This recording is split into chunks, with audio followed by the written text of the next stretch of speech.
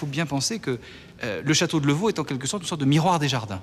C'est-à-dire que le château ici à Versailles a commencé d'exister par les jardins. Il est d'abord des jardins qui sont un décor de fête, et puis il devient un château. Il devient un château qui s'autosuffit, en quelque sorte.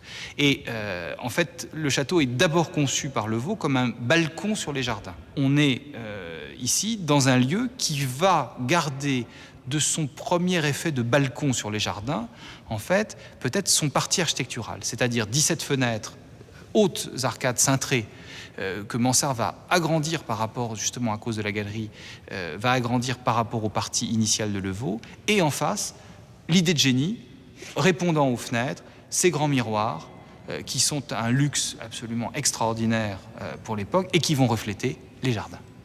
Et donc on a, là, en fait, on fait rentrer, finalement, l'extérieur à l'intérieur, grâce au jeu subtil des reflets. Et c'est ça qui va fasciner, je crois, qui va faire de ce lieu une féerie, mais un peu comme maintenant, je dirais, dans une fête foraine, on a ces palais des miroirs qui renvoient à l'infini des images des gens.